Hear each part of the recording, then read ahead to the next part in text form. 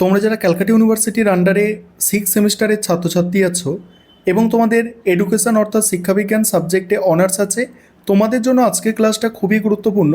আজকের ক্লাসে তোমাদের 6 সেমিস্টার এডুকেশন অনার্সের যে 3টি পেপার আছে, ডিএসসিসি 13, 14 এবং 15, এই 3টি পেপারের মডেল প্রশ্নপত্র অর্থাৎ মক টেস্টের প্রশ্নপত্র নিয়ে আলোচনা করব এবং তোমাদের সম্পূর্ণ সিলেবাস থেকে গুরুত্বপূর্ণ প্রশ্নগুলো বাছাই করে এই মক টেস্টের প্রশ্নপত্রের মধ্যে অন্তর্ভুক্ত করা হয়েছে এবং আগের সেমিস্টারগুলোতে ঠিক যেভাবে তোমরা কমন পেয়ে এসেছো এই সেমিস্টারেও কমন পাবে। এবং তোমরা জানো গতকালকে তোমাদের কিন্তু রুটিন পাবলিশ করেছে ক্যালকাটা ইউনিভার্সিটি 9 তারিখ জুন মাসের 9 তারিখ থেকে তোমাদের কিন্তু পরীক্ষা শুরু হচ্ছে। আর প্রথমেই ডিএসসিসি 13 পেপারের পরীক্ষা দেখে নাও তাহলে। প্রথম ডিএসসিসি 13 পেপার যেটা অ্যাসপেক্ট অফ টিচিংয়ের উপরে আছে। প্রথমেই তোমাদের 10 নম্বরের প্রশ্ন 3টে অ্যান্সার করতে হয়। 10 নম্বরের জন্য আমি এখানে যে প্রশ্নগুলো রেখেছি দেখো। প্রথম প্রশ্ন, শিক্ষণ মানে হচ্ছে টিচিং বলতে কি বোঝো? শিক্ষণের প্রকৃতি ও বৈশিষ্ট্য আলোচনা করো। পরের প্রশ্ন আছে, অনুশিক্ষণ বলতে কি বোঝো? অনুশিক্ষণের চক্রটি এবং এর সুবিধা অসুবিধা আলোচনা করো। পরের প্রশ্ন, শিখন নকশা বলতে কি বোঝো? শিখন নকশার ধাপগুলি বিস্তারিত আলোচনা করো। পরের প্রশ্ন আছে, শিক্ষণের পর্যায়গুলি কি কি? শিক্ষণের পাক সক্রিয় এবং অন্তর্বর্তী সক্রিয় পর্যায়গুলি বিস্তারিত আলোচনা করো। নেক্সট আছে দেখো, পাঠ উপস্থাপন দক্ষতা এবং প্রশ্নকরণ দক্ষতা এর উপাদানগুলি আলোচনা করো।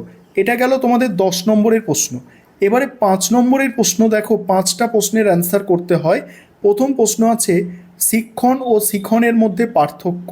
নেক্সট হচ্ছে, শিক্ষণ মানে হচ্ছে টিচিং আর শিখন মানে হচ্ছে লার্নিং, এর মধ্যে পার্থক্য। তারপরে শিক্ষণ ও প্রশিক্ষণের মধ্যে 5টি প্রধান পার্থক্য। অনুরূপ শিক্ষণ এবং ব্যাপক শিক্ষণের মধ্যে পার্থক্য। তারপরে শিক্ষা সহায়ক উপকরণের ব্যবহারের গুরুত্ব, শিক্ষা সহায়ক উপকরণ ব্যবহারের গুরুত্ব। পরের প্রশ্ন আছে, দৃষ্টান্ত উপস্থাপন দক্ষতা সম্পর্কে সংক্ষেপে লেখো।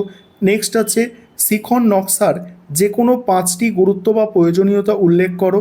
নেক্সট, একটি উত্তম শিখন নকশার প্রধান গুণগুলি সংক্ষেপে আলোচনা করো। এবারে আছে তোমাদের 2 নম্বরের প্রশ্ন। 2 নম্বরের প্রশ্ন 10টা অ্যান্সার করতে হয়, যেগুলো 2 নম্বরের প্রশ্ন আছে এখান থেকে দেখো। শিখনের 2টি বৈশিষ্ট্য লেখো। শিখনের উত্তর সক্রিয় পর্যায় বলতে কী বোঝো? অনুরূপ পাঠ কাকে বলে? অনুকরণমূলক শিক্ষণ কি? সমন্বিত শিক্ষণ বলতে কী বোঝো? শিক্ষণ দক্ষতা বলতে কী বোঝো? তারপর দেখো, প্রবলক কি? পরের প্রশ্ন আছে দেখো, পরের প্রশ্ন হচ্ছে, শিখন নকশা কাকে বলে? পাঠ পরিকল্পনা এবং শিখন নকশার মধ্যে 2টি পার্থক্য।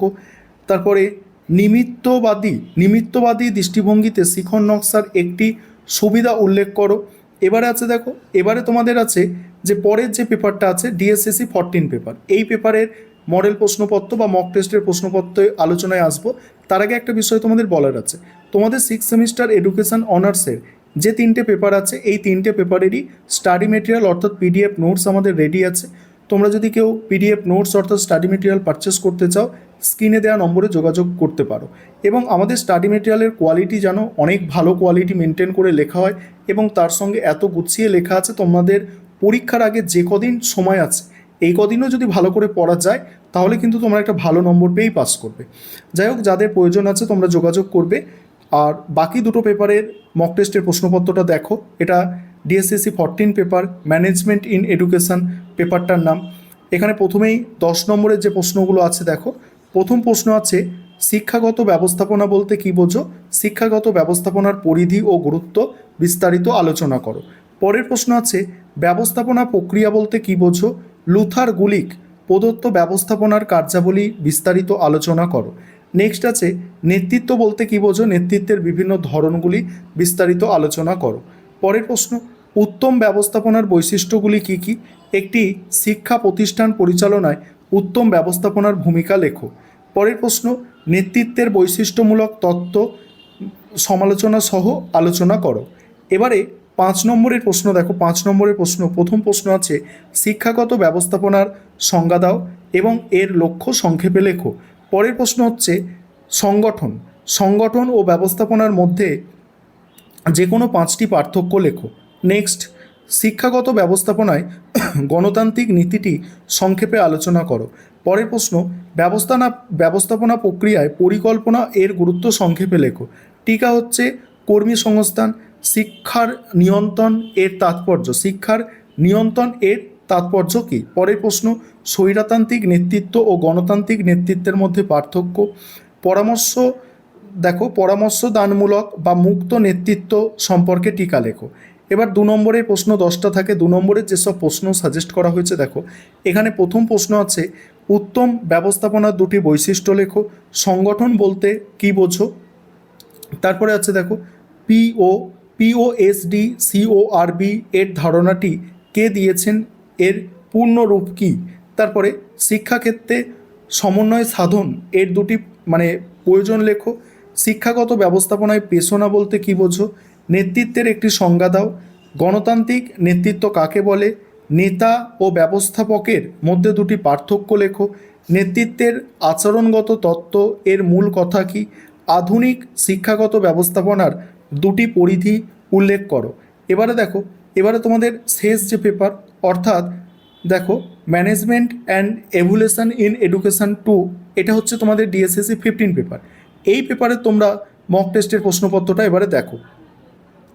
প্রথম প্রশ্ন 10 নম্বরের আছে। এখানে একটি পারদর্শিতার অভিক্ষার গঠন এবং আদর্শায়নের ধাপগুলি বিস্তারিত আলোচনা করো। পরের প্রশ্ন, অভিক্ষার নির্ভরযোগ্যতা বলতে কী বোঝো? নির্ভরযোগ্যতা নির্ণয়ের বিভিন্ন পদ্ধতিগুলি আলোচনা করো। পরের প্রশ্ন আছে বুদ্ধির পরিমাপক হিসাবে বিনেট স্কেলের স্ট্যানফোর্ড সংস্করণ বিস্তারিত আলোচনা করো। পাঠ্যক্রম মূল্যায়ন বলতে কী বোঝো? পাঠ্যক্রম মূল্যায়নের প্রয়োজনীয়তা ও পদ্ধতিগুলি আলোচনা করো। নেক্সট আছে দেখো কৌশল হিসাবে সাক্ষাৎকার এবং পর্যবেক্ষণ এর সুবিধা অসুবিধাগুলি আলোচনা করো। এবারে 5 নম্বরের প্রশ্ন আছে। প্রথম প্রশ্ন, রচনাধর্মী ও নৈবিত্তিক অভিক্ষার মধ্যে 5টি পার্থক্য। কিউমুলেটিভ রেকর্ড কার্ড এবং দেখো অ্যানিকোডোটাল রেকর্ড কার্ডের মধ্যে পার্থক্য। অভিক্ষার বস্তুনিষ্ঠতা বলতে কী বোঝো? তারপরে নর্মস বলতে কী বোঝো? এর ধরনগুলি সংক্ষেপে লেখো। নির্ভরযোগ্যতা ও যথার্থতার মধ্যে পার্থক্য। কর্মসূচি মূল্যায়ন সম্পর্কে টিকা। অভিক্ষার ব্যবহারযোগ্যতা সম্পর্কে সংক্ষেপে লেখো। গঠনমূলক ও সমষ্টিগত মূল্যায়নের মধ্যে 5টি পার্থক্য লেখো। এবারে তোমার 2 নম্বরের প্রশ্ন যেগুলো এখান থেকে দেওয়া হয়েছে দেখো, যে অভিক্ষা বা টেস্ট কাকে বলে। তারপরে হচ্ছে রোসাক ইঙ্ক ব্লড টেস্ট কী পরিমাপের জন্য ব্যবহৃত হয়? দুটি শিক্ষাগত অভিক্ষার নাম। তারপরে অ্যানিকোডোটাল রেকর্ড কার্ড কি? একটি উত্তম অভিক্ষার দুটি বৈশিষ্ট্য। অভিক্ষার যথার্থতা বলতে কী বোঝো? নেক্সট আছে পারদর্শিতার অভিক্ষা কাকে বলে? নির্ণায়ক অভিক্ষা ও পারদর্শিতার অভিক্ষার মধ্যে একটি মূল পার্থক্য। গঠনমূলক মূল্যায়ন বলতে কী বোঝো? আর পাঠ্যক্রম মূল্যায়নের একটি উদ্দেশ্য লেখো।